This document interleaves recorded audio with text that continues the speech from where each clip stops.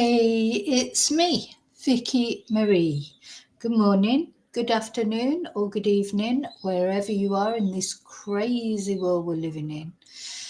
Oh, now, are you feeling lucky today? I wonder how lucky these people are that survived this air crash in Toronto.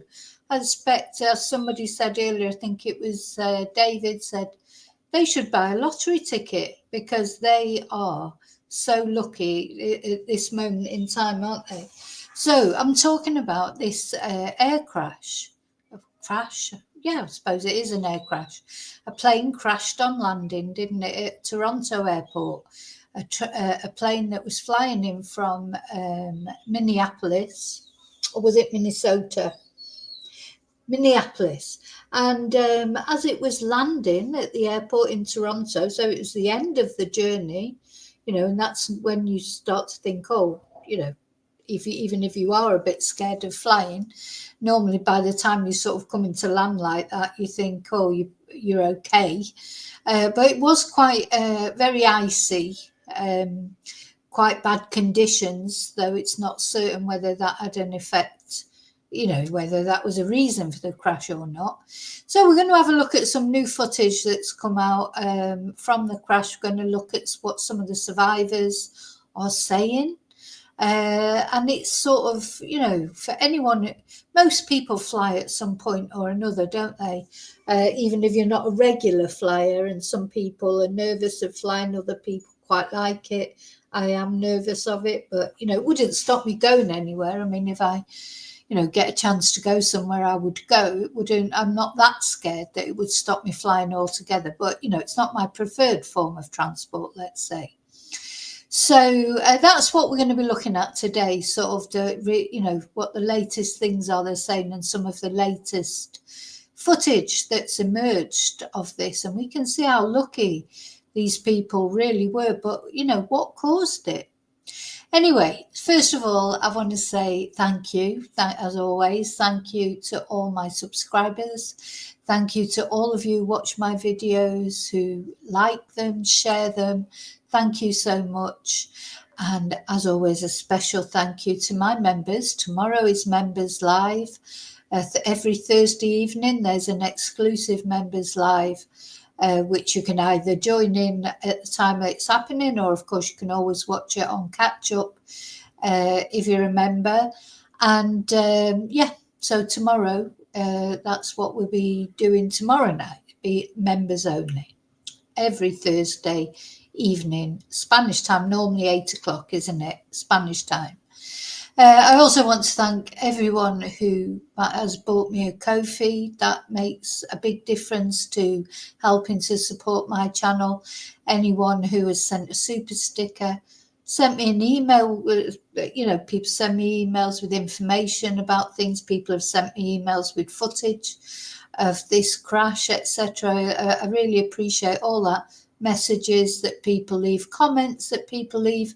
I really appreciate the nice ones, and even the horrible ones add to the algorithm. If I get a nasty comment, it all helps the algorithm. So thank you to my trolley dollies too, of which I don't have many, but there are, you know who you are. But you keep watching though, don't you? So okay, I'm going to say hello to everyone who's in the chat at the moment. Hello to people watching at home, like lurkers, like fellow lurkers, because I'm a lurker on other channels. I want to say hello to people watching on replay crew. So now I'm going to say hello to people who are actually joining in the chat. Oh, so hi Mello. Hi Lorna. Oh, you were watching the Lanzarote video. It's quite a short one, that, but that's a very interesting. Oh, good. You were in the wrong one, Mello. So you were. Nobody else probably could see your comment. But yeah, that's a strange one, isn't it? But anyway, hi Yvonne. Hi David. Hi David. So yeah, thanks for being here with me. I've got my. This is ginger and lemon tea, trying to help. My voice is, not brilliant. too much overuse, I think, because I've had quite a lot of classes today. So I'm just trying to drink something that might help my voice. Okay, so let me put the banner off. As you know, Nightbot will be coming on every now and again to remind you to subscribe, etc.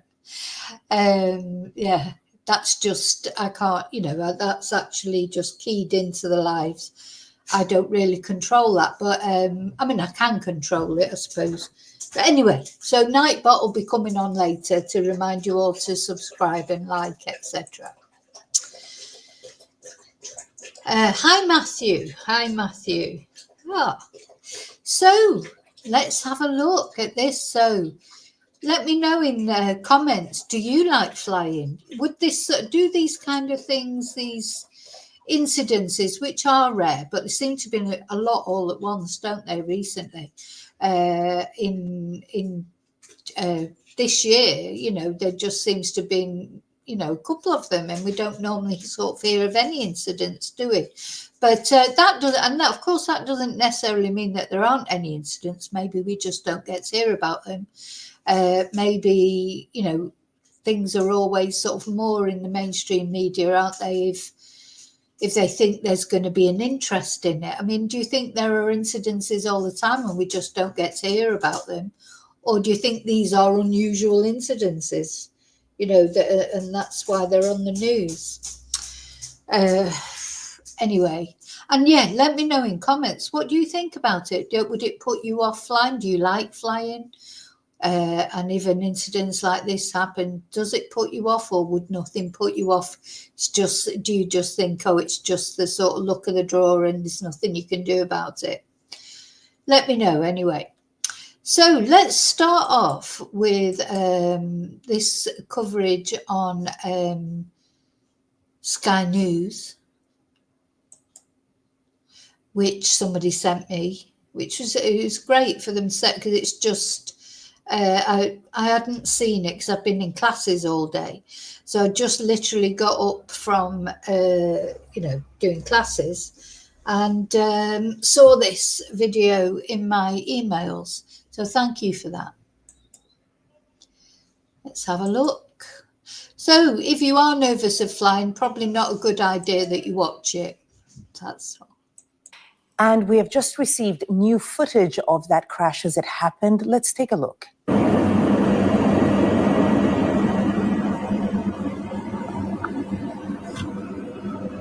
2, 3,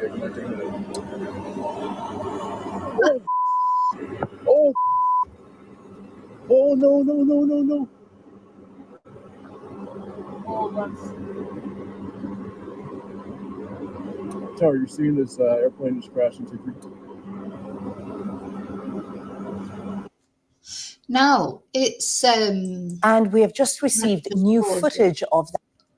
So the first time that I watched this, I thought, oh my God, maybe the wheels didn't come down, but actually looking at it again, the wheels have come down. Are there normally more wheels than that come down? As I don't really know anything about planes and things. The plane just seems to land on its nose, doesn't it? Why would that be? Does anyone know anything about it? Would it be because the pilot sort of came down too inclined, or would it be something?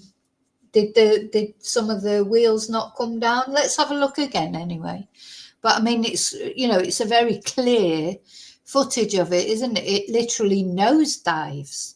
It's coming down. It all looks fine, and then suddenly it just sort of flops over. And of course, that's why one of the wings came off then, because then when that happened and it hit, so it's nothing to do with the wind, which originally they were saying it might be to do with windy conditions, but it's not, is it? It was literally on its way to land. Everything looked okay, and then it just sort of went woof like that. So will that be pilot error, or was there something wrong with the undercarriage? That crash as it happened. Let's take a look.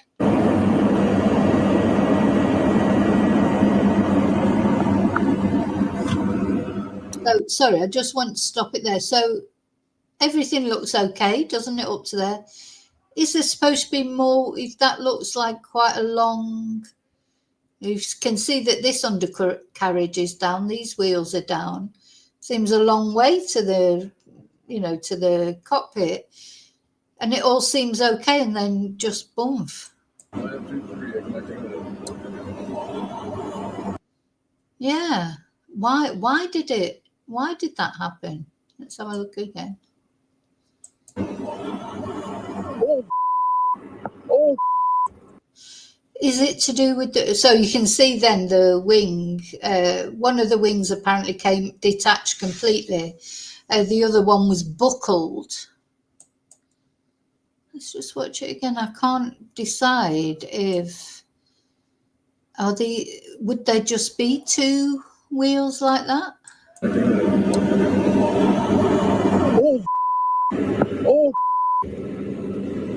It's a bit like a sort of belly flop, isn't it? Somebody dives in a pool and they belly flop. Have you ever done that? Like when you're a kid, it really hurts. You don't incline enough, and you just go splat into the water. That's what it sort of reminds me of a bit. So the guy who's watching here, he's like, oh, no, no, no, no, no. I mean, yeah, one more time. Let's go back to a bit there. Yeah, what is there? Is there something missing there? That seems like a long way. I don't know.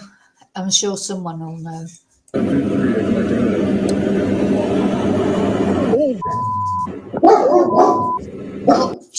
Or is it to do you think, with the conditions on the runway? Did it just slip? Let's have a look what people are saying. Shh. Stop it. Stop. Serious. Are you going in the bathroom? Are you going in the bathroom? Seriously? Yeah, a hard landing. But what does hard landing mean? What does hard landing mean?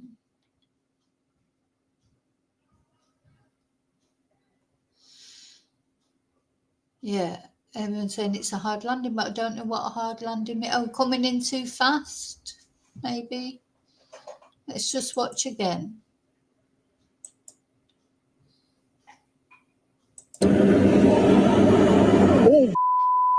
Oh, God. oh, no, no, no, no, no.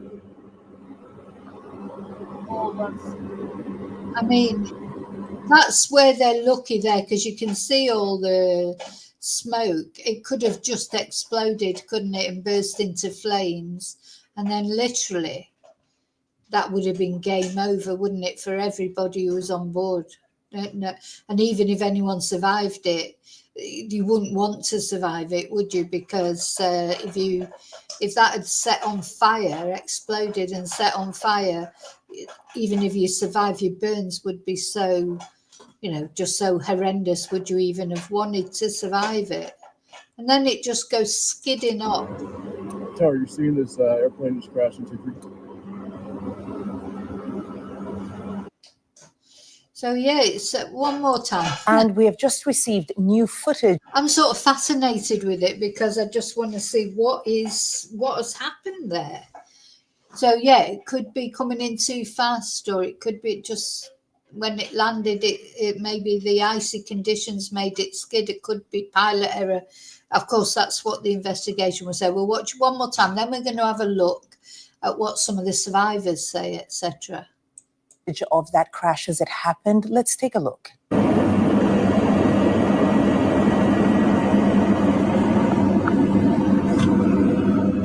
2, 3, connecting to oh, no, no, no, no, no.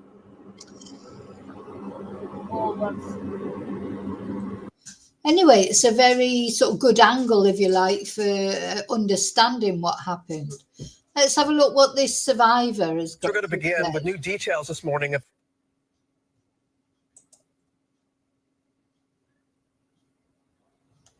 about that plane crash in Toronto. A Delta jet carrying 80 people ended up upside down on the runway after landing. 3 people suffered critical injuries, but most of the passengers managed to walk away uninjured. We're going to talk live to one of those passengers in just a moment. But first, transportation correspondent Gio Benitez starts us off on the scene there in Toronto. Good morning to you, Gio. Hey, Robin, good morning. Yeah, we traveled overnight to Toronto, and we can tell you it is cold, it is windy, it is icy, almost exactly as it was when that plane crashed. A wing ripped entirely off, the other broken in half, and yet incredibly, every single person survived. Everything, drop it! This morning, new video showing the chaotic moments after Delta Flight 4819 flipped over on the I do think it's a bit of a miracle that everyone survived. You know, just so lucky it didn't just catch on fire, aren't they? So very lucky. And of course, you know, it was dealt with quickly. The emergency services were there quickly, as they are at every airport, I would imagine. They're just on hand, aren't they, all the time? But gosh, I tell you, those people, I wonder how they're feeling. runway at Toronto Pearson International Airport. Yo, I was just on this plane. In this video, obtained exclusively by ABC News, passengers seen hanging upside down in the cabin, held in by their seatbelts. The flight crew seen standing on the ceiling, Come on! helping passengers scramble to escape. Don't take it back! That's going away! Peter Kukoff shot this footage as he crawled out, telling CNN he didn't know something was wrong until they hit the ground. We hit the ground and we were sideways, and then we were upside down, hanging like bats. It all happened pretty fast. The plane was upside down, obviously. Some people were kind of hanging and needed some help being. Yeah, hanging like bats. How terrifying. And you just, because you, once you undid your seatbelt, you'd just fall down, wouldn't you? Because you were actually on the ceiling. Well, you know, because it was upside down. So, and of course, you'd be absolutely stunned, wouldn't you? Like just almost in shock. What had happened? Still, at least they're safe. But 3 people, it must be said, 3 people are in critical condition, even though they're alive. 3 people are in critical condition. I hope, you know, prayers that they survive and they're fine, you know, after this ordeal, whatever's happened to them. But gosh. Yeah, hanging upside down like that, and then you know you got to release your belt and you just fall down and then just get off there as soon as possible. Help down. The plane with 80 people on board, seen in this footage obtained by TMZ, touching down just moments before, a fire sparking and a massive plume of smoke filling the air. The 1 minute you're landing, kind of waiting to see your friends and your people, and the next minute you're physically upside down and just really turned around. But it sounded, I mean, it was just cement and metal, you know. Passenger John Nelson filming the moments after the crash. Toronto. We just landed. Our plane crashed. It's upside down. The Delta regional jet, a CRJ-900 aircraft operated by Endeavour Air, departed from Minneapolis. I bet there's not many people that have ever made a phone call like that where they've said, oh, we're just wherever, our plane crashed, you know, and they're there to tell the story.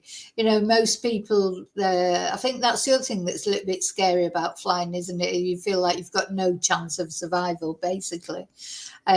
So... like you say, Dave, they've all booked a boat for the way.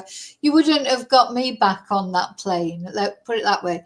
Now, a few years ago, I went to Madrid with some friends, and we took a flight there, and it was a very short flight, but it was, I don't know if it was a Ryanair flight, probably, but I didn't book the tickets. So they booked like the cheapest tickets right in the middle of the plane, above the wing.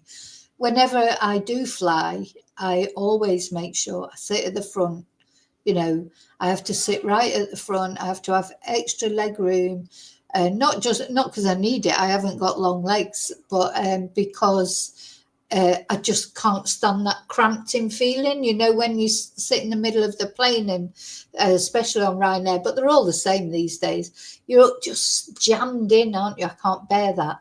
So I have to be right at the front, near the loos, near the, you know, the cafe bar or the drinks trolley or whatever. And that's how I feel comfortable traveling on a plane. That's the only way I feel comfortable. Well, of course, my friends had booked the tickets. They hadn't booked a ticket at the front. They'd booked like your budget, probably about 20 euros or something, right in the middle, the worst place ever. I wasn't on the aisle. I like to be on the aisle seat. It was just all wrong for my comfort zone. So luckily it was a very short flight from where I am in Spain to Madrid. It's literally 45 minutes. You're more or less in the air and then you're coming down. But I couldn't face the trip back on the plane. I just couldn't do it. So I waited hours at the train station in Madrid and got a train back. Which was, I enjoyed it because it's one of those, the trains in Spain are brilliant, one of those high-speed trains. But I had to wait quite a long time before, I could get on a train because it was in August. So it was height of the season. It was difficult to get a seat. Anyway, so what I'm trying to say is that's probably, I suppose you can't go back from bloody Toronto to Minneapolis on a train, but I would be very reluctant to get back on a flight after that. Minneapolis Monday afternoon, heading to Toronto with 76 passengers and 4 crew members, landing just after 2 p.m. local time. Just so you are, there's people outside walking around the aircraft there. Yeah, we've got it. The aircraft is upside down and burning. Emergency crews racing to the plane, 18 people injured and transferred to the hospital, including a child. But amazingly, everyone survived. Most people appear to be okay. Airport emergency workers mounted a textbook response, reaching the site within minutes. This outcome is in due part to their heroic work, and I thank them profusely. Overnight, Delta saying the company sent a specially trained care team to support passengers and their loved ones. Ron James saw the smoke right before he was supposed to board his flight at a nearby terminal. All of a sudden, the fire trucks and then helicopter get, pushed out on a trolley and. Oh, imagine that. You're waiting to get on a plane to take off. And you see all this smoke and this bloody plane upside down on the runway, and you're queuing up to get on to board your plane. I don't think I could get on it. I honestly don't think I could if I saw. So it wouldn't take much to stop me getting on a plane, I've always done it, except that time in Madrid when I came back on the train. And that was just literally because of the seats, where we were on the seats. I couldn't change the seat because, as I say, it was August, so the plane was packed. So I decided to get the train instead.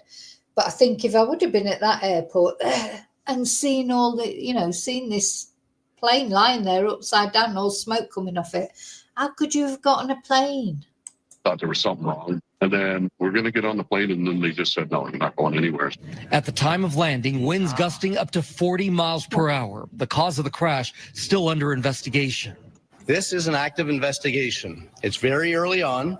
It's really important that we do not speculate. What we can say is the runway was dry and there was no crosswind conditions. So investigators are going to do their work. It is going to take some time. Obviously, they're going to be looking very closely at the weather to see if that played a significant role here. But I got to tell you, there's something that we can learn from all of this, because a lot of times when we see these evacuations, we see people bringing their luggage out. In this case, everyone just ran out. They left everything behind. That's exactly what you should do in this kind of scenario. And that is how you survive, George. That was very... God, why would you try and stop for your suitcase or whatever? What? God, you could hear those people were saying to them, just leave everything.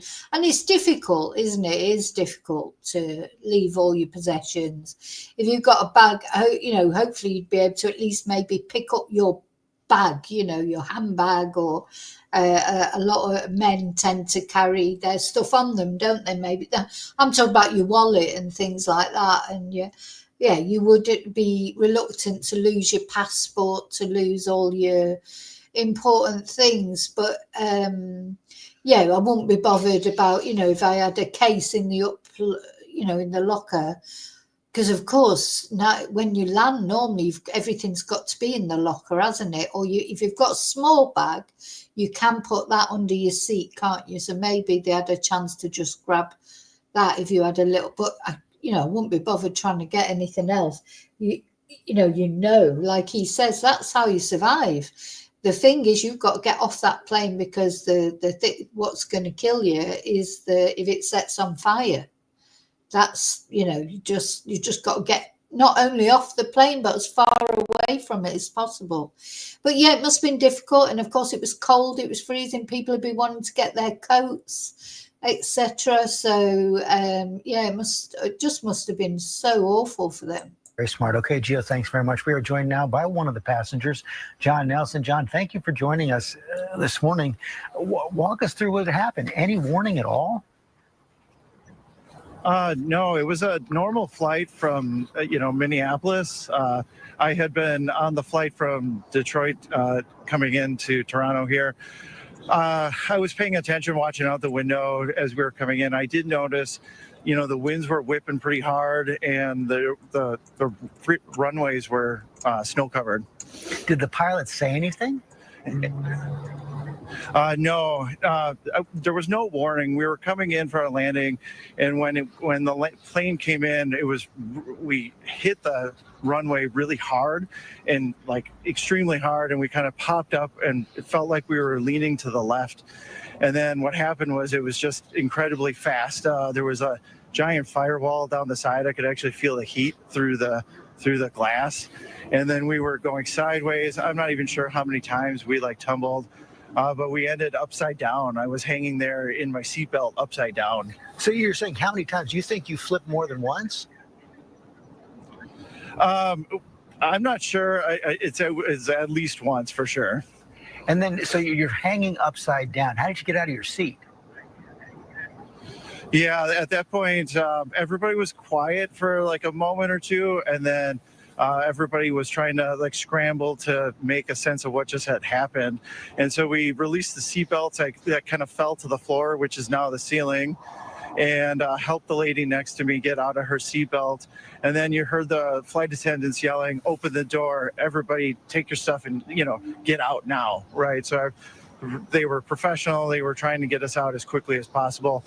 Everybody in the cabin was, I would say, relatively calm. We all worked together and got out of there as quickly as we could, because we could smell fuel as we were getting out of the plane. God. That's really remarkable. You're saying it was silent after you guys flipped over, and then everybody pretty calm?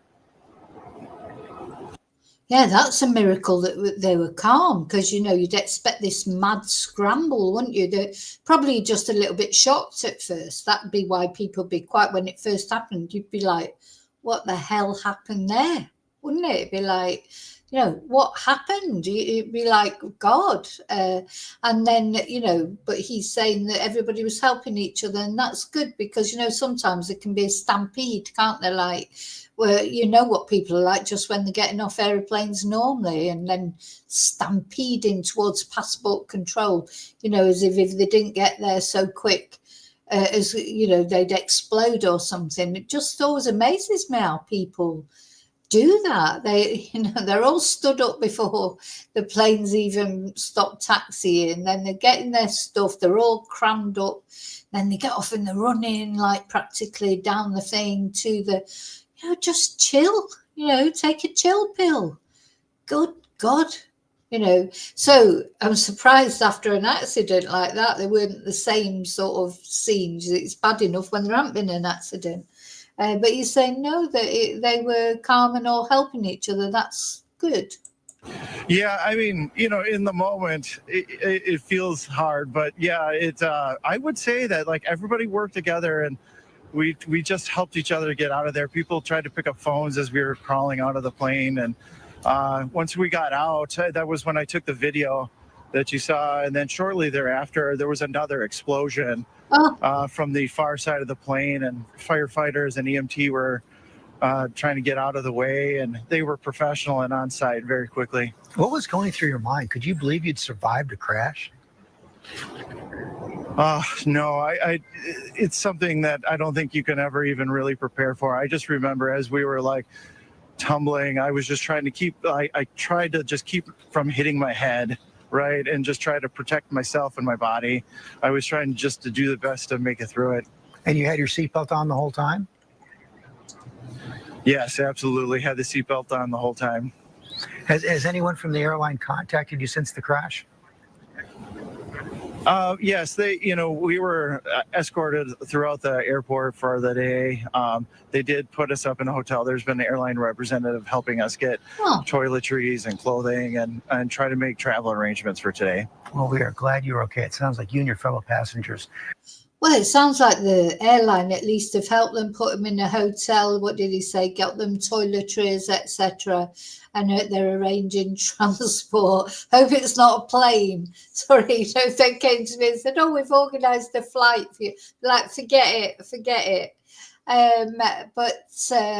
Yeah, well, him and the other survivors, they'll dine out on this for the rest of their lives, won't they? This is definitely a story to tell your grandchildren. It's fantastic, actually, that they've all survived. I hope the 3 that are critical are okay. Really did keep your heads about you in an unbelievable situation. John, thanks for joining us. Yeah. It really is. They're brave, there, George. Thank you for that. We're going to turn now to our aviation contributor, Colonel Steve Ganyard. And Colonel Ganyard, thank you for joining us this morning. What can you tell us I was just thinking, do you think there was a massive cancellation of flights?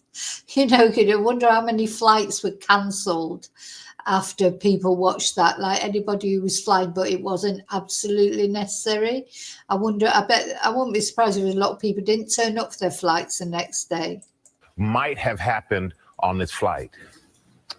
Yeah, Michael, there was a very interesting video that's come out overnight that shows much more clearly the airplane just prior to touchdown. So it looks like a very stabilized approach. It looked good. As Gio said, the weather was not great. It was gusty. There was a bit of a crosswind, and there was some snow. But what we see as the airplane touches down, it touches down very hard on the right main landing gear, and the right main landing gear gives way at that point.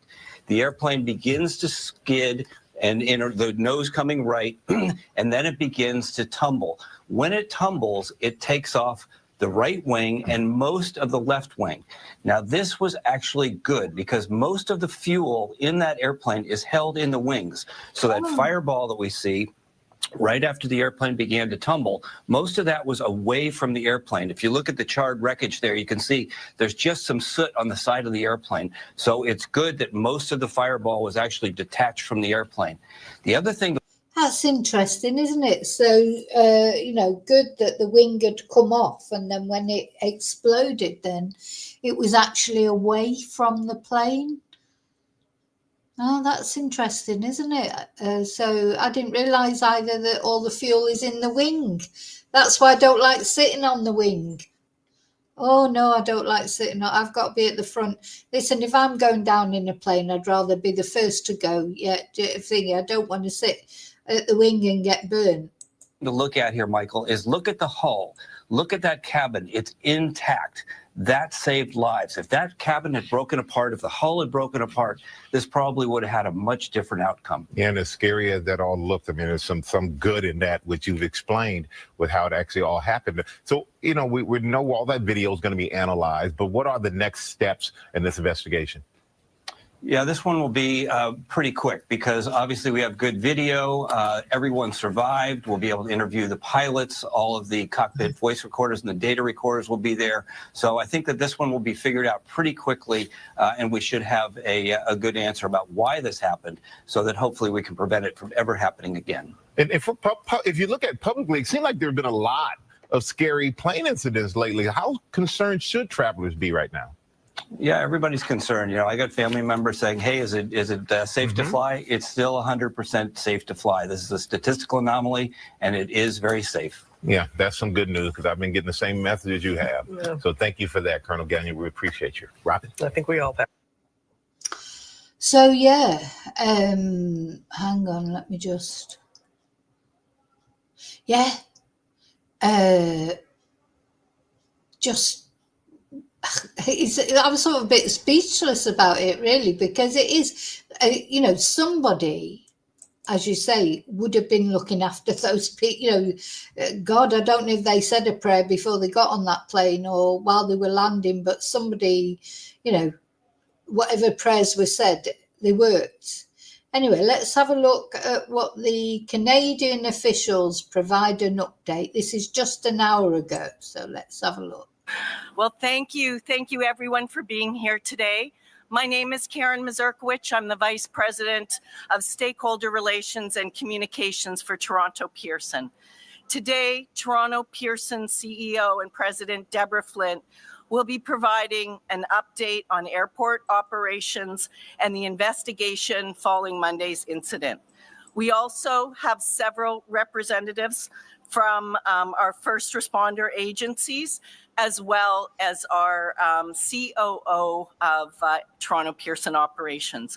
So behind me are Peel Regional Police Deputy Chief Mark Andrews, Peel Paramedics Commander of Operations Corey Tokach, Mississauga Fire Chief Darren. Not sharing, sorry. Sorry, I wasn't sharing.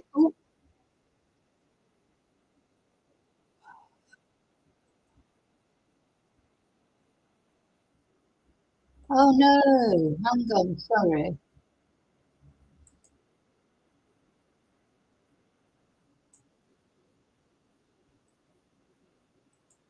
Sorry, I'm not sharing. We are providing a third update this morning on yesterday's events as the accident transitions to the investigation phase, and I will share more on that investigation phase and what to expect shortly. First, however, it's really important to recognize how grateful we are that there was no loss of life or life-threatening injuries in yesterday's accident. Every time you board a flight, you are greeted by... Oh, that's good. She said there are no life-threatening injuries. So although they definitely said that 3 were critical, but she said no life-threatening injuries. So that's good. So even the ones that are, not too clever, at least they're okay. They're going to be okay. Brilliant. By flight attendants and by flight crew often. It's their job to make us comfortable and confident about the flight ahead, and they do an incredible job with that. But we saw the most important role that they play in action yesterday. The crew of Delta Flight 4819 heroically led passengers to safety, evacuating a jet that had overturned on the runway on landing that was amidst smoke and fire. I thank each and every one of these heroes, every flight attendant and crew member on Delta Flight 4819. I also thank every flight attendant and crew member across the industry. Thank you for all that you do every day and every night in service of safe air travel. In regards to the accident yesterday, at approximately 2:15 p.m., Delta Airlines Flight 4819 from Minneapolis to Toronto, operated by subsidiary Endeavour Air, was involved in a single aircraft accident upon landing at Toronto Pearson. The plane was carrying 4 crew and 76 passengers, among them 22 Canadians. Flight attendants, flight crews, and airport emergency workers and responders mounted a textbook response, reaching the site within minutes and quickly evacuating the passengers. At the time, there were 21 injured passengers, ranging from minor to critical but not life-threatening injuries. Yeah, critical but not life-threatening. It's nice to watch this, really. I'm glad I've watched it now because it like she said about them performing a textbook response and that. So it is positive, isn't it? I know it's awful what happened, but it's so positive that they, did their jobs properly. Everybody was brought off safely. It makes me a little bit emotional, to be honest, because, it's just lovely that they did survive it. I mean, it's a shame that it happened in the first place, but things happen, but it just shows people can survive things. And yeah, it does feel like someone was looking after him, that's for sure. injuries. A total of 19 passengers went to the local hospitals, with 2 more going to hospitals in the time period after. At this time, Delta Airlines has reported that 19 of those passengers have been released and 2 remain hospitalized. Our thoughts go out to all of the passengers impacted and their families. We have taken great time and care to extend care to each of the passengers that were here after the accident. That includes comfort as well as support in their emotional well-being in the hours since the crash. We have completed the reunification process for all of the remaining passengers, and we'll continue to care for them during this extended time. I will now give you more information about the operations at Pearson yesterday and what to expect in the days ahead. From last Thursday to Sunday, Toronto Pearson saw extreme conditions, 2 separate snowstorms. On Thursday and Sunday, we got more than 20 inches, 50 centimeters of accumulated snow. That is actually not typical. In fact, it is more snow within that time window than we received in all of last winter. There were many delays and cancellations across this part of Canada and the U.S. Northeast during this time, creating numerous flight delays and backlogs. At Toronto Pearson, 221 of 974 scheduled flights were canceled on Thursday. 75 of 1,012 scheduled flights were canceled on Friday. 128 of 937 scheduled flights were canceled on Saturday, and 371 of 987 scheduled flights were canceled on Sunday. Gosh, all those cancellations. So just so the weather obviously was really bad, because they don't cancel flights, do they? Just for nothing. That would be like. So it just shows they were right to do that, to cancel all those flights, weren't they? Monday was a clear day, though, and it was an operational recovery day for Toronto Pearson, with 1,006 scheduled flights. The results yesterday, in due part to the accident, were 462 scheduled flights canceled and 544 flights operated. Let's now talk about the investigation and what to expect in the next few days as we pivot to this phase. Last night, 7 members of the Transportation Safety Board of Canada arrived at Toronto Pearson to begin the investigation. 13 more of those investigators arrived today. Members of the U.S. Federal Aviation Administration are also here on site, participating in the investigation. As it is a Mitsubishi aircraft, Mitsubishi will be here on site as well, and Delta Airlines has sent their GO team who are already here on site. So what does this all mean for operations at Toronto Pearson today and in the days ahead? Our Emergency Operations Center does remain open, though operations on the runways resumed at 5 p.m. Eastern Time yesterday. We have been in recovery mode since resuming flights at 5 p.m. yesterday, catching up on delayed flights, and that continues into today as well. We are currently without use of our longest east-west and north-south runways. This and ongoing expected additional weather conditions today will affect how fast we recover operations, particularly with departure of aircraft. We do expect that the investigators on site will be reviewing the aircraft on its current configuration on the runway for the next 48 hours. And we are looking to get to support that investigation and the removal of that aircraft off the runway, at which point we can do our inspections and then return that runway into service. Toronto Pearson will continue to provide you all with operational updates, but this is now an active investigation time, and you can expect to start hearing more from the investigating authorities about the accident that happened here. We expect that the Transportation Safety Board of Canada will be issuing a statement with more information around that later this afternoon. In closing, I thank the industry, the community, and all of our employees here and across the sector for all the work that they are doing to support this incident and those affected, and that they do every day.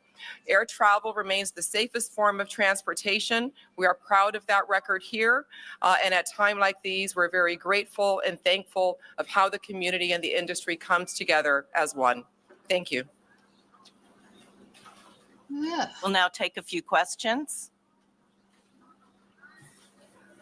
Folks who maybe can come up to the mics if possible, or if there's a mic in the audience. Okay. Sure. Hi there, Alex Capriello with News Nation. A question about the conditions yesterday. Obviously, you just explained the extent of the snowstorms that came over the past few days. Wondering if there's been any developments or any comment about what exactly it was like on the runway in terms of iciness or wind gusts. Last night we heard the fire chief say that he did not believe that that played a role in this crash at all. Is that still the theory here? And if so, do we have any developments on what caused the crash if it wasn't weather related?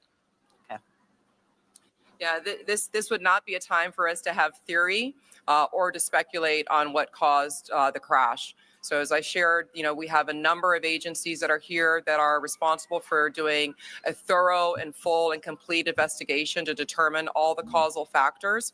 And we are looking forward to getting those results and to sharing those. And those will be shared very publicly once they are received. And I understand that if you don't want to speculate about the crash, but can you tell us then what the condition of the runway was like at that time of the impact? I mean, was it slick? Have your teams been able to determine that? I look forward to sharing all of that information at the proper time. Again, those are all the details that are going to be covered during this investigation, and that is active currently. Vio Desai from the New York Times. I have one question and a follow-up. Does air traffic control handle CRJs differently than other aircraft in crosswinds? The air traffic control is responsible, NAV Canada, for all of the aircraft activity here at Toronto Pearson and in the surrounding areas. They will have to respond differently themselves as to how they manage those aircraft uniquely. And then how do you decide to pause operations? I do think the journalists are annoying, aren't they? The questions they ask. So she's asking this woman about what air traffic control do, but this woman is not air traffic control. So how does she know? They're just irritating sometimes. And then, she's told them that the investigation's in progress and until they get all the details, then they'll give a full explanation of exactly what happened, but they're still asking. Anyway, I don't know. I think they waste their questions. Because of wind, and who makes that decision? That is a cross-collected decision that is made between NAV Canada and the pilots during live operations. We are not pausing operations. We do have a slowdown in the operations due to 2 of our runways being closed for operations at this time. And those are the key contributing factors to the delays. Last question. There's no Delta or TSB representatives on the stage with you right now. Are you able to speak to why they're not present? We've been very much in communication with all of those involved, all of the agencies, Delta Airlines and others. We've all had quite extensive communication. They've been in our EOC, our Emergency Operations Center. So the system and the response to the accident is working as planned and going quite well with our partners. John Worrell with the Associated Press. 2 questions. One is the 2 people who remain in the hospital. Any timeline on how long they may remain? I do not have that information. Do you know what condition they're in? What we do know is that, again, 19 of those that were hospitalized are no longer hospitalized. The 2 that remain, none face life-threatening injuries from what we've been briefed and what Delta Airlines has released as well. And just finally, Deborah, given what we saw from all the videos that are on social media, and I'm sure what you've seen internally, how is it more remarkable that everyone was able to survive this incident? There are so many factors that lead us to have gratitude today. Again, I cannot commend enough the crew the flight attendants, pilots, and our emergency responders for their quick and effective response. It's really incredible. And when you see that aircraft, it just makes you really thankful for all the safety checks that go into running this one of the world's safest air transportation systems. Okay, we'll take questions now from the first responders, please. Good morning, Momin Qureshi from 680 News Radio. My question really is, last check, the wreckage was still out there on the runway. I just wanted to know if we know how long that will be out there and what kind of impact that's having on service here at the airport. Yeah, so as I shared, yes, that the remains of the aircraft will remain on the runway while the investigators are performing their reviews. We expect that could be about 48 hours.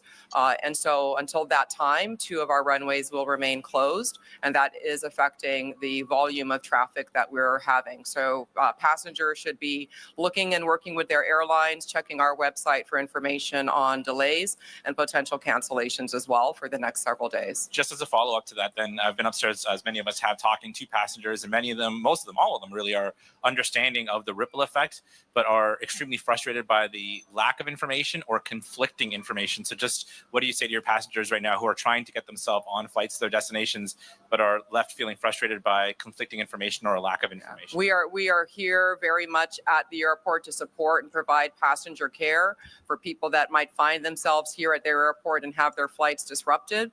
So we'll continue to provide that customer care for them. But in the interim, please do check with your airlines, check your website, and check your apps for your most updated flight information. Thank you. We'll move now to questions to the responders. Thank you. Yeah, sure. It's Shauna with City News. Can you talk a little bit about the response, how long it took fire trucks to get to the plane? And can you talk a little bit about the flame that we saw in the video and the smoke? And, you know, was it easy to put out? And just really take us through the response. All right, Todd. Thank you for the question. The actual time, it was a very quick response from Toronto Pearson Fire Emergency Services. Upon arrival, the crew did witness spot fires. They were able to quickly knock down the spot fires using the aircraft rescue firefighting apparatus. Once the fires were knocked down, the crews did make entry and perform primary search and rescue. The passengers were all evacuated, and then they were taken to a secondary location at Station 2 for triage with their mutual aid partners. Okay. Just a quick follow-up. Can you describe what it was like? Because we've seen videos of the passengers hanging upside down in their seatbelts. Can you maybe just describe what it was like to get these people, you know, hanging, cut down, and out of the plane? I believe that most of the passengers self-evacuated at that time. And upon arrival, they were being escorted to a second location. So in other words, what you said, so the passengers, although the first responders did well, didn't they, to get there to put the fires out and that, the passengers had already let themselves out and gone. To just make sure, though, the ones that were injured, how did they get off the plane? Or maybe, you know, you get that sort of flight, or, you know, even if you were injured, when you're trying to get, if you were, I'm sure you could, you know, maybe even if you'd got like quite a severe injury, you'd still get yourself off that plane. In that adrenaline would get you off it, wouldn't it? And then probably once you got off the plane, and then you'd just be, as long as obviously it wasn't a serious injury, then as soon as you got far enough to the plane, your adrenaline would go down. You'd probably just collapse on the ice. But yeah, I think it was all of them after they got over that initial sort of shock of what had happened to them. It'd be like, just get off here as soon as possible. And of course, the cabin crew and that, they were great in helping them, you know, as well, all helping each other, according to that guy who was speaking earlier. So that's nice, isn't it?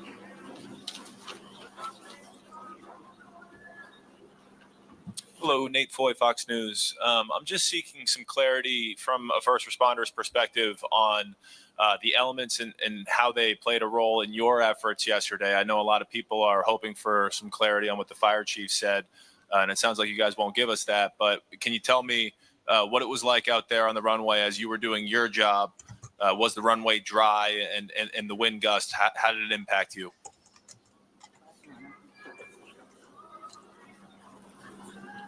And like we mentioned, it's very early to make any conclusions. I know I provided a little bit of information yesterday for transparency. Today, now we have an active investigation. Sorry, I'm just so angry with YouTube. So I've just tried to put a comment on there saying, yeah, thank God the doors opened. Because that's what it, because obviously that, God, can't even imagine how that would feel, hanging there upside down and then getting down and then you couldn't get the door open to get away. So yeah, thank God. So that's what the comment, it just shows you how crazy YouTube is with its comments and what they block. Because all I tried to say was, yes, thank God the doors opened. And it came up as possible spam and YouTube rejected your comment. Crazy YouTube is sometimes. Therefore, any of those questions would have to be directed toward Transportation Safety Board.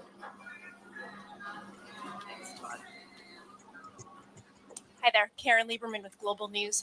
Besides the chief, I just wondered if any of the other first responders could speak to their own experiences and what you found and how you cared for some of these passengers. Sure. Thank you for the question. Mark Andrews, Deputy Chief of Peel Regional Police. I'd like to, before I answer the question, I'd like to say that our thoughts and prayers are with the 76 crew members and 4 passengers and their families that were impacted by yesterday's events, which fortunately had the best possible outcome for all of us. Oh, he's the first person to say that, actually, isn't it? They're all thinking, oh, why didn't we say that? Response as Peel Regional Police. We're the police of jurisdiction.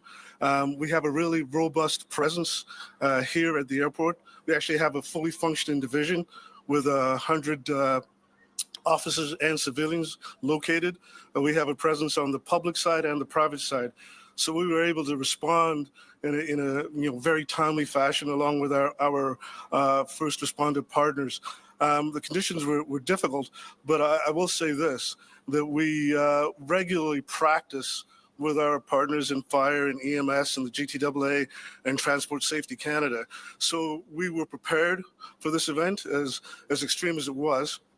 And our men and women, not only in policing, but across all the first responder services, did a tremendous job. And in my mind, no doubt saved lives. So I'd like to acknowledge that. There was some impact, on the police of jurisdiction being ourselves, not only here at the airport, because as you can imagine, we don't have surge capacity to deal with something like this the way they do in the private industry. We had, at one point, we had 50 police officers responding to the circumstances here at the airport and in the surrounding environment.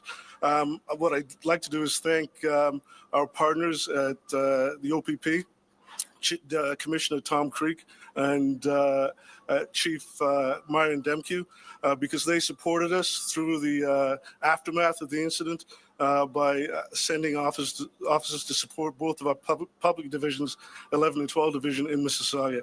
All in all, it was a great response by first responders supporting GTAA and our TSB partners, but it's something that we've practiced and we're well prepared for should this happen again going forward. I don't think you should have said that. We're well prepared should this happen again. Let's hope it doesn't happen again, eh? Mississauga Fire and Communications Services received the 911 call. It's called a crash alarm, so we get it directly from Pearson into our communications center. So we had a very quick response. We had 6 apparatus from Mississauga Fire respond. It was a combination of aerials, engines, and squads. In addition, we sent our command vehicle and also a tanker. We also had an acting platoon chief, a district chief, and myself that attended the scene. I took a position within their emergency operations center. Just to reiterate what Deputy just said, annually our firefighters participate in joint training with Pearson Fire at a location called Festi. It's a training facility. Our primary response is to assist with water supply, search and rescue, rehab, and medical support.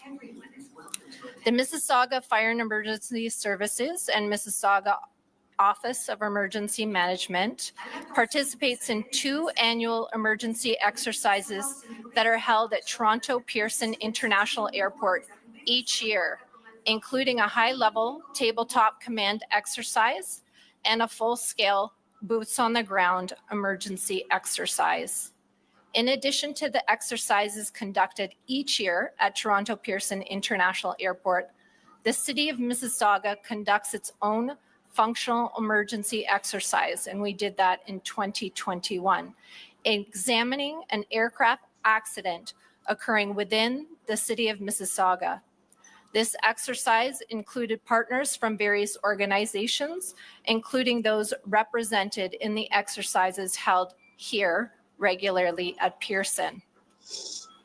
The Mississauga Fire and Emergency Services and OEM provides emergency management training to regional partners from various organizations who may be involved in the response to an aircraft accident, amongst other emergencies. The Mississauga Office of Emergency Management can also serve as a conduit between the city and the Provincial Emergency Operations Center if provincial-wide coordination. Good afternoon. My name is Corey Takach. I'm a Commander of Operations within Peel Regional Paramedic Services. So upon our arrival of the crash site, our staff were faced with a multitude of different injuries, mainly stemming from back sprains, head injuries, anxiety, some headaches, nausea and vomiting due to the fuel exposure. So those were the common sort of injuries that we had come across. Any more questions? Please, Mal Hamidi, Canadian Press. Just want to follow up on this rescue effort. Can you please provide some details on the timeline? How long did you, paramedics and firefighters did it take for them to get to the airplane, and how long did it take for them to evacuate the airplane? Okay, Todd, you want to take that? Yeah, the response from Toronto Pearson Fire Emergency Services was minutes. Because there is an active investigation, we won't be able to provide the details, but it was a very quick response from Fire Emergency Services as well as our response partners that just spoke. Can you please also comment on the role that flight attendants played in evacuating the airplane? We saw some videos on social media. Where basically doing their job, helping passengers get off the plane. Can you please comment on their role in this? Sure, absolutely. We train for such events. We're very well prepared and trained, and the firefighters responded textbook. They were able to knock down the fire. They're able to assist the passengers getting off the plane, and then performing triage and then response to the hospitals. Thank you. Next question. Hi, I'm Alex Miller with Scripps News. I know you can't confirm what you saw on the runway, but can you confirm that the runway had been coded as 5s across the board as a wet runway for the pilots, which is a runway with light snow or slush? Sorry, I don't know if I followed that question. Do you want to answer, or do you want to repeat it together? Yeah, like I mentioned earlier, because there's an active investigation, that will have to be directed towards the Transport Safety Board, please. Hi, Jessica Murphy, BBC News. I want to go back to something Mr. Andrews said. You talked about difficult conditions that rescuers faced on the ground. I'm hoping you could go into a bit more detail. Sorry, with who said? Sorry? BBC. Oh. No, sorry. Peel Regional Police. Peel Regional Police. Thank you for that question. The conditions that I was speaking of is the environmental conditions, the cold, the wind, the fact that we were still having the occasional snow. But those are conditions, again, that we're used to working in as first responders, and our people, along with the other first responders, did a tremendous job of responding in those conditions. It's part of the environment that we operate in.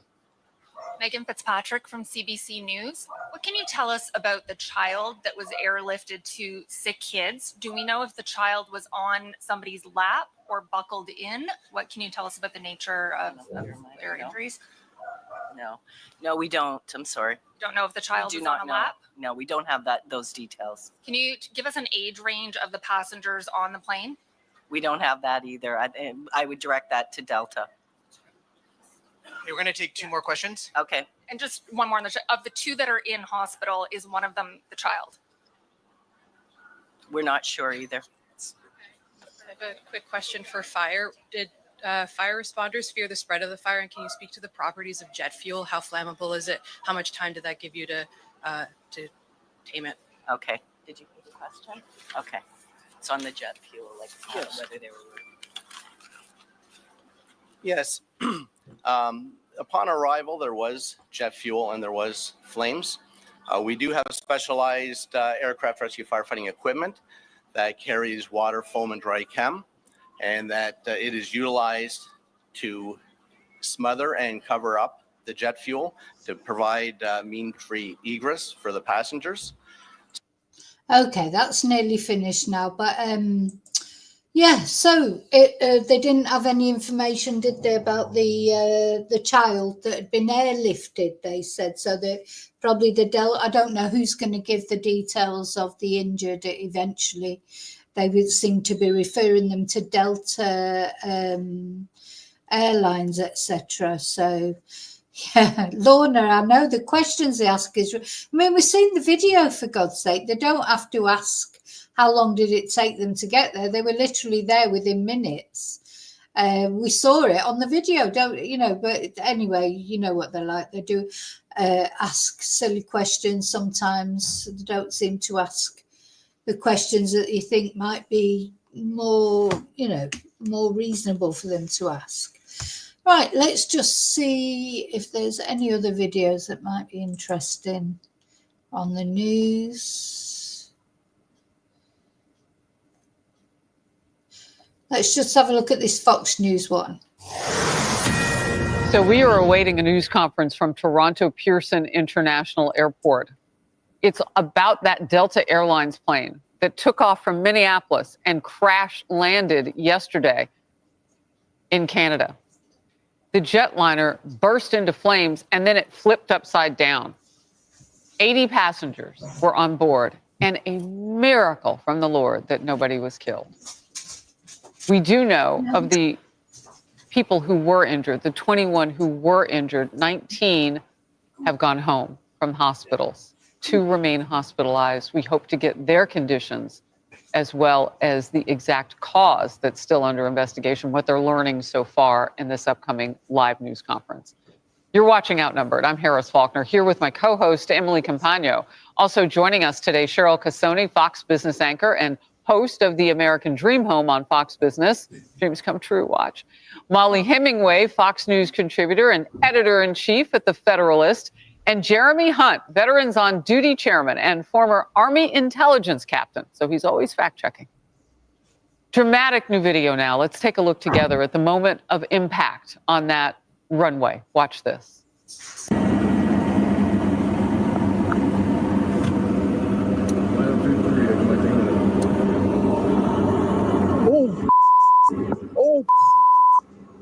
Oh, no.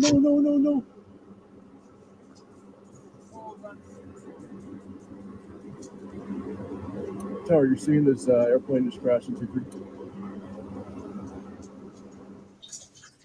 There are times I'm so thankful that bystanders have phones. I mean, that's a completely different vantage point, and they continue to come in. Passengers who were inside that plane are talking about being upside down, hanging like bats, some of them, from their seats because their seat belt was keeping them that way when the plane flipped over. The video captures what it was like during the evacuation. Everything, drop it. Come on. Don't take the video. Put that phone away. No. Holy. Holy. Well, you can see the passengers frantic to get to safety. They were running toward the exits, trying to get out. Flight attendants telling them to leave their belongings behind and please just go. Now, I learned something about my coworkers every day. I just learned that Cheryl Cassoni is a former flight attendant. Talk to me about what you've been taught for those instances back in the day and how this went. The crew is heroes, both the pilots and the flight attendant, all 4 flight attendants. Look at that. Did you see it from that angle as well? Oh my God, the fire. They were, how lucky that that wing came off. If that wing wouldn't have come off, that would have been, the whole plane would have just erupted into flames, wouldn't it? Let's just have another look. So this seems to be another angle again. Let's see. Drop it. Come on. Don't take the video. Put that phone away. No. Holy. Holy. Well, you can see the passengers frantic to get to safety. They were running toward the exits, trying to get out. Flight attendants telling them to leave their belongings behind and please just go. Now, I learned something about my coworkers every day. I just learned that Cheryl Cassoni is a former flight attendant. Talk to me about what you've been taught for those instances back in the day and how this went. The crew is heroes, both the pilots and the flight attendant, all 4 flight attendants. You're trained to evacuate an aircraft when it's right side up. You are not trained to evacuate an aircraft when it is upside down. That's one thing. The slides were not deployed. The flames there were just terrifying, weren't they? I think that's, we couldn't see the flames as clearly as that on the other thing, the other footage that we've seen. But those flames, oh my God, how lucky. Heroes, both the pilots and the flight attendant, all 4 flight attendants. You're trained to evacuate an aircraft when it's right side up. You are not trained to evacuate an aircraft when it is upside down. That's one thing. So really, you've just got smoke here, and the thing that's actually on fire, the wing, seems to be, it's luckily detached and it's right back here. So there's the miracle for those people. Slides were not deployed. That is number 2. How fast they got out of the aircraft is remarkable, because fire is the biggest concern when you have any type of incident. The most worrisome times of any flight are going to be takeoff and landing. That's right. This was, as an expert told you in your show, a fast landing. That descent was fast. That'll be part of the investigation. But at the same time, what I didn't like about this, and I'm going to put my finger a little bit at people out there when you're flying, leave your stuff behind. You heard that flight attendant say, drop it. She's saying, leave your stuff. You don't need your backpack. You don't need your phone. I'm sorry. I'm glad we have video, but you don't need that stuff. Just get off. Because when you're told to look out of the window to see if there's fire, we're not joking when we tell you that. But these flight attendants were heroes. The other thing is, how are you hanging upside down and able to release that seatbelt? Bombardier is a really small aircraft. When you get into one, and I'm sure everybody on this couch has flown on one, I'm going to be on one in 2 weeks. It's a very small amount of inches when you get on that plane between your head and the top of the plane. So some of the larger passengers were probably able to actually almost reach the ceiling, let go, and then they were able to help others. I think it was a very fast, efficient evacuation. That's amazing. And so lucky. So lucky. Real quick, I do want to have a conversation at some point about lap children, because one of the lap children. So two things came into mind as you were talking. And Molly, I'll come to you on this. So if you don't have much headroom, I worry about people hitting their heads upside down in a plane. So that's where I thought you were going. So let's hope that the injuries didn't involve that, because some people did go to the hospital to get evaluated and have now gone home. But they wouldn't have. Still hospitalized. So that's a blessing that they wouldn't have, because they're in that seat so tight. But look, I've been that parent where I'm traveling with a toddler, 2 under 2. And it is frightening to think of leaving a bag behind when I know their lives would depend on it. So I appreciate what you're saying, but I don't think I'd take a lecture from a flight attendant in that moment. I might need my bag. So I want to leave enough grace for people to understand that you're also panicking. You may not even hear that flight attendant, but you know you got your kids with us. I don't know what the configuration was. I think we only know of one toddler who's hospitalized now. Of the two, that's what we're thinking, but we don't even have that confirmed.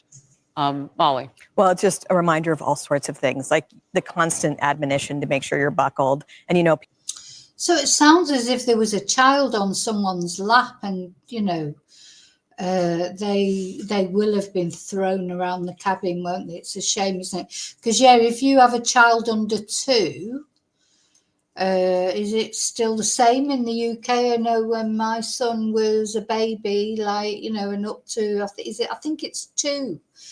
The age of 2 when you have to start paying for a seat from them. But before that, yeah, they're on your knee, aren't they? And you've just got your arms around them, really. But just shows you how dangerous that is, really, isn't it? That is so dangerous when you think about it. If that's what can happen to a plane, you know, like flip over like that, and you've got a toddler on your knee, how are you going to hang on to that toddler as much as you would try your very best? Because it would just catch you out completely, wouldn't it? You wouldn't be, you know, you wouldn't be expecting that to happen. You know, that might be so, gosh, yeah, if you had a baby on your lap or something like that, that's actually given me the chills, that the thought of, you know, somebody sat there, maybe the baby or a toddler on the lap, and then that happens, and what's happened to that toddler? It's awful, isn't it? Maybe they should start making you pay for a seat and like have a special baby seat or something. That's a horrible thought, isn't it? people don't do that. And then you see a landing like this, which was a fast, maybe hard landing, where even if this hadn't happened of a rollover, you still want to be buckled. And, you know, it's a good reminder of those things. But these incidences still are extremely rare. Like, it's just a miracle how we're able to travel with relatively few problems. But that doesn't keep me from praying each and every takeoff Amen. and before each and every landing. This is not how I would, this is not something I'd like to go through. So I just cannot even imagine what it was like for these people.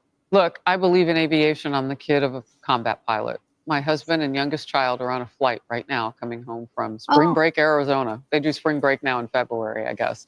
So I pray too, but I also understand what goes into getting us to be so competitive in aviation as a country. And that's why I come to you now, Jeremy, because I know as an intelligence officer, you're looking into everything, especially when military crashes happen.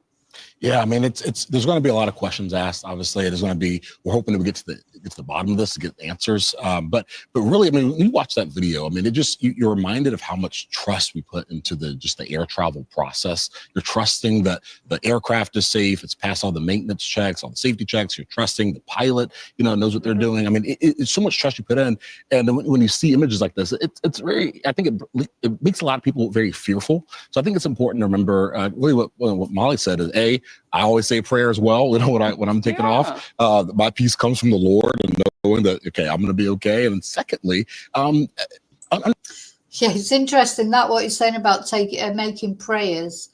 You know, I pray you're completely through the flight, taking off in the air and on the descent. But I remember once, quite a few years ago, I was at the airport and there was this group of people. I was sort of I could hear what they were saying, and one of them was saying about how scared they were of getting on the plane. And I'll never forget this young lad. I mean, I was young then as well. He was probably older than me. I overheard him say to this other person in his sort of party, if the good Lord wants us, the good Lord will take us. And I thought, it's true that really, because, you know, you can be terrified of getting on a plane, but you could have an accident on the way to the airport, or you could, you know, there's so many different things that could happen to you. You know, so there's no point in worrying about a plane. No point in worrying about a plane crashing or whatever, because it's you know, you just don't know, do you? And there's nothing you can do. You could either, you know, you might take a decision. I did for many years. I didn't fly. I went to Spain on a bus once, on a coach from Manchester to Lloret de Mar, on a coach. I mean, it took hours and hours and hours. It was horrible. And you know, there was no loo on the coach either. You know, it just shows you how many years ago it was. I mean, now, of course, coaches are much more comfortable. But it was, you know, they had to keep trying to get them to stop at a service station or... Oh, it was an absolute nightmare. And that just did it for me, because when I got back from that holiday, I just decided I'm going to fly next time. I might hate it. I might be terrified of it.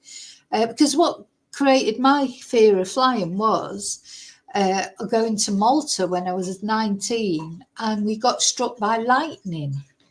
The plane got struck by lightning, and it literally dropped out of the sky. And, you know, we didn't know at the time. But then the next minute, the pilot came, and then because apparently what happened was it was on autopilot. This is what the pilot said when he came on. You know, they come on in their calm voice. Nothing to worry about. Yeah, we did just drop out of the sky for a couple of seconds. Nothing to worry about. It was we got struck by lightning. It knocked off the autopilot. But now we've taken over the you know, took over the piloting again. So that's what had happened, apparently. So I don't know if he was having a nap in the corner or whatever. He got struck by lightning. Plane dropped out of the sky. He got back on the controls and brought it back up. That's what started my fear of flying. Before that, I'd had a couple of flights. I hadn't flown much, but I'd had a couple of flights. I hadn't been scared. But that, you can imagine. Now, I remember being, you know, just that was terrifying. And that was on the way out to holiday in Malta. And when I was coming back, I was absolutely, you know, you can imagine. So that's when I decided, oh, I'm not going to fly anymore. I'm going to go on a coach next time. Went on the coach once, and then I thought, oh, no, I'm not doing this again. So I will fly. I do fly, but I don't like it. I don't think I'll ever like it. I don't think it'll ever be something, unless I could afford to go first class. I don't think I'll ever enjoy flying. Yeah. Yeah. Oh, God, it was awful, Yvonne. Awful. I mean, I was 19 years old, and I just remember I was with my friend and her family. It was a family. It was her mom, dad, her sister, and me and my friend. And I don't know if she even remembers that. It's funny, isn't it? Because I should mention that to her sometime and say, do you remember when that happened? Because she might have just took it as, you know, it's nothing, you know, but I remember it. I do remember as well, there was a vicar on that flight, though. I remember it was someone with a dog collar on. And I remember thinking, oh, we'll be all right because there's vicars on. Understanding that we live in a country that we take these things very seriously. We have professionals on the ground that are looking into all the details of it. Even after, even still the crash in DC, we're still looking into the answers there.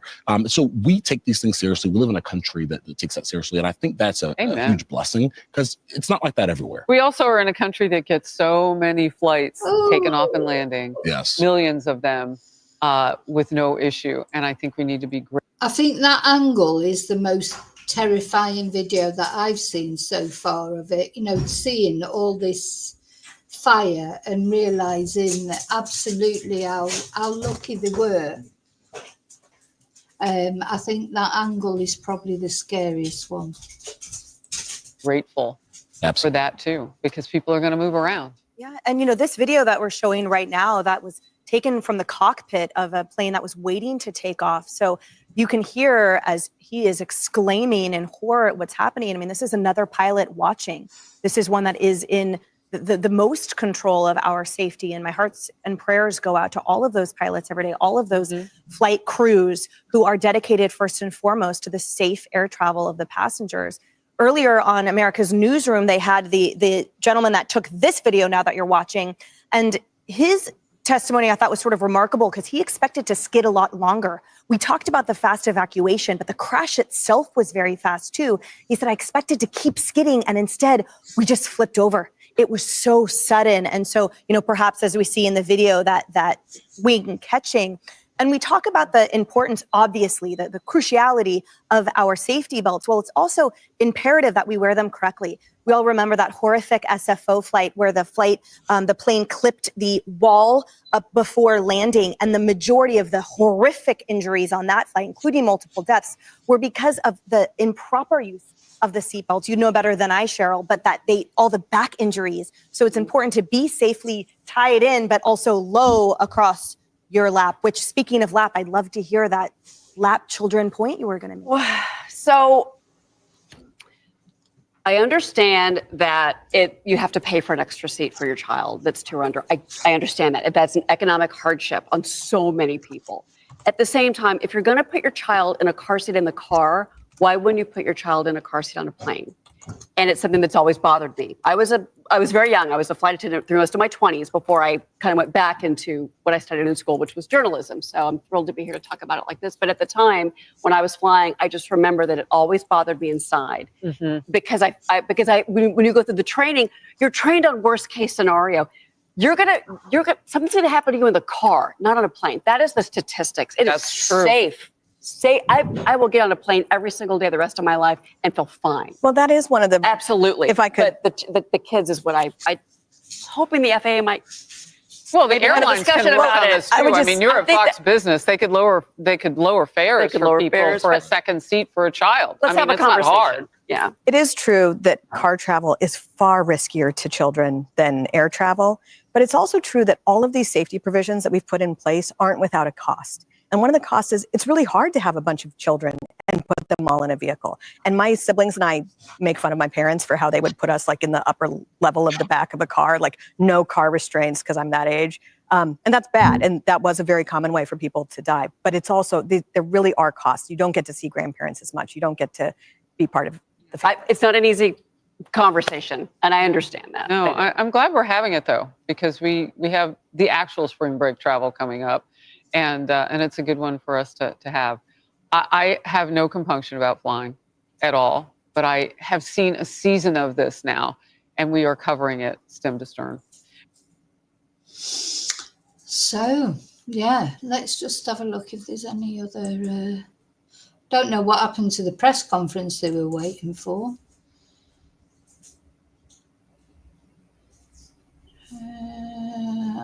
No, well, it's probably that press conference that we watched or the one before. Yeah, let's have a look at this one. Welcome back. In the past hour, we've heard an update on the investigation underway in Canada right now after a Delta airplane crashed upside down on the runway at the Toronto Pearson International Airport. The question here, the big question, how did this happen? The 80 people on that plane survived and were evacuated onto the tarmac. Joining us right now, though, is reporter Megan Fitzpatrick with the Canadian Broadcast Corporation. Megan, thank you for joining us today. What did we learn from the press conference? We got a few more details at the news conference today. I'll start with what we learned about the people who were on the plane in terms of the injuries that they sustained. The latest numbers we have now are that 21 people went to hospital. That's up from earlier today when we thought 18 people had been sent to hospital. So we learned 21 taken to local hospitals. 19 of them, though, have been released. 2 people remain in hospital. We don't have details about the nature of their injuries, but officials are saying that they are not life-threatening injuries. That's about the extent of what we know about the people that were injured. Yesterday, we had been told that a child was among those who had been brought to hospital, airlifted to a pediatric hospital in downtown Toronto. Officials telling us today they're not sure if the 2 people that are still in hospital, one of them is the child. In terms of the nature of the injuries, though, they were saying paramedics who arrived on the scene and were treating people at the scene. Some of the injuries involved head injuries, headaches, treating people for anxiety. As you might imagine, those passengers were in shock. Some of them experiencing back pain and sprains and nausea and vomiting from the smell of the jet fuel. Now, in terms of the investigation, they said it is being led by the Transportation Safety Board of Canada. A number of their investigators are here on the scene, and the U.S. Federal Aviation Agency as well is involved in the investigation, as well as Delta Airlines. This was an Endeavour Airlines flight, a subsidiary of Delta. Their staff. Now, just, oh God, a bloody helicopter. They've not got a good safety record, have they? So just going back, I just want to go back to going on what we were talking about before about going to Spain on a coach, David. God, you went from Scotland. I thought it was bad enough going from Manchester because, of course, Manchester's up in the north, but God, and up to Scotland, that's another, even longer. And then you were saying about your brother and this Greyhound bus trip, and yeah, I'd quite like to do that. I wouldn't mind it. I'd rather do a drive trip, but then of course the trouble when you're into sort of true crime and you watch a lot of true crime stories is I don't know if anybody knows about that horrible thing that happened on a Greyhound bus, which was this man got murdered actually on the bus. I don't know if any of you know about that. I'm going to cover that one day in a video. I mean, it's a horrible story. It's a horrible case. But yeah, I'd be a bit worried because trouble is once you're on a Greyhound bus with all those people, you can't get off, can you? So that's what happened. And this unfortunate guy, he happened to be on a bus with an absolute psychopath. And that's what happened. But, obviously it's only one that I've ever heard of. So my personal preference for travel are trains. I love trains. I like driving as well, so driving meaning when you're driving, at least you're in complete control, aren't you? But I do like trains as well. That trains and cars are my favourite travel options. I don't really like coaches because the driver is in control. Staff are here at Pearson today as part of the investigation, and the plane was manufactured by Mitsubishi, so we were told that their company representatives are here as well. The plane is still on the tarmac, and we learned at this news conference that it is expected to stay there for probably another 2 days while the investigators take a look at it and examine it. And once they are done that portion of their investigation, it'll be cleared off the runway. And then Pearson officials here need to make sure that the runway is safe to use again. So it remains closed, and that is having a severe impact, as you might imagine, on air travel here at Pearson. A number of flights delayed and canceled because of that runway closure.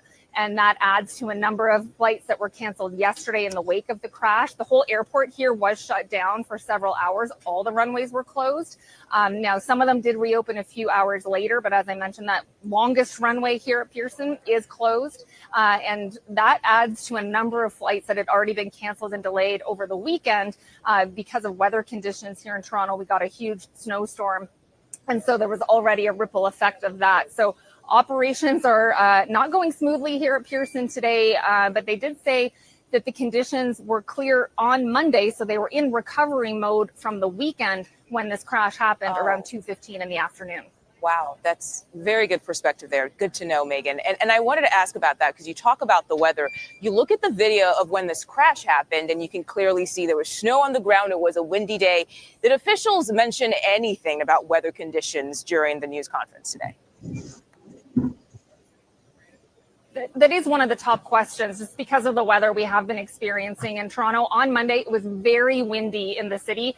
And like I mentioned, we had gotten a lot of snow over the weekend, so there was snow blowing everywhere. It was a pretty tough day on Monday. Last night, when officials spoke to reporters, a fire chief for the airport, he said that the runway was clear and there were no crosswind conditions, which kind of raised some eyebrows because of how windy it had been throughout the day. Now, today, when officials were asked to clarify and say anything about the possible cause of the crash, they wouldn't provide any details. They said they don't want to.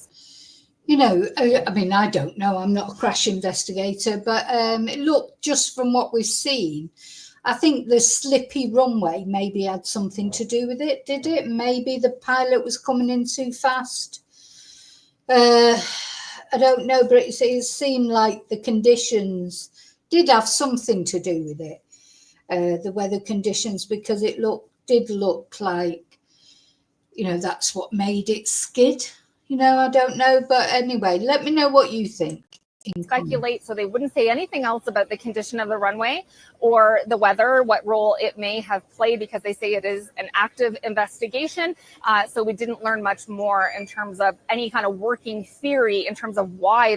Yeah, and I just wonder, you wouldn't think the runway would be slippy? Surely they can do something about the runways, can they?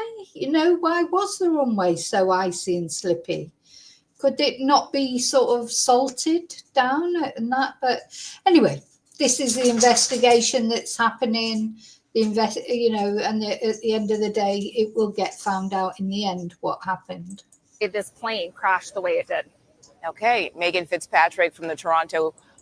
I mean, they are in a unique position because normally when there's an accident, a plane accident, there's no pilot to ask, because the pilot is normally deceased, and as have all the passengers. But in this case, there's all these witnesses. Of course, they'll have the normal black box or whatever it is, but also they will have the pilot's testimony, as the investigation progresses.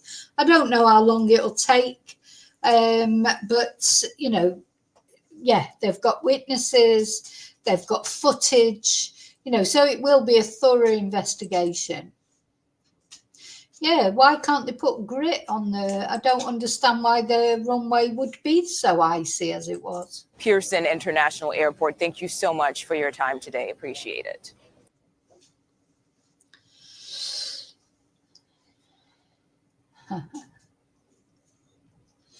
Yeah, it could be something could have malfunctioned, couldn't it? At the end of the day, something that should have been there to, could have malfunctioned. Yeah, so they do de-ice, but the temperature can have it icy in no time. Yeah, I suppose so. Yeah, and it's difficult, isn't it, to de-ice immediately before a plane comes down, because that can be dangerous in itself, I suppose. So yeah, could be some sort of malfunction. We just don't know. So, but I think there is this unique position where all the witnesses, the pilot's testimony, all that footage they've got, from different angles, etc., they will establish. What went wrong. Did look very icy though, didn't it, that runway? Would it get as icy as that again? But that's something to be looked into, isn't it? Okay, well, listen, thank you so much for being here with me to talk about this. Don't let it put you off flying. Don't forget they all survived. It was fine. So, I found it quite heartwarming, and it's lovely that they're all okay. I hope that child is okay. That they say none of them have got life-threatening injuries, even though 3, I believe, are still in hospital. 2 or 3 are still in hospital. But really, it looks like they're going to survive, at least physically. Of course, mentally, that's a whole nother thing, because I don't know how they'll feel getting on a plane again or whatever. And, this is probably something that will hit them, as days go on. They'll feel worse psychologically, probably, as the whole thing hits them. Or maybe, it's a good job they're getting counselling and things. Maybe they will feel okay, because they'll realise how lucky they've been, how blessed they've been, and thank you God that nobody was killed. Because, watching that last bit of footage, how lucky they were that wing came off, and so that fire that you saw, that fire immediately started, but of course by then the wing had detached, so luckily the whole plane didn't go up in flames. So yeah, thanks for being here with me to watch this. Thank you. Don't forget to subscribe, please. If you're not subscribed, please consider subscribing. It's free. Thank you so much for liking. I hope you've left your DNA on the like button if you haven't already. If you didn't do it on the way in, maybe you'll think about doing it on the way out. And I'll see you really soon in the next video. And until then, take care as always. And may your God go with you as always. Bye.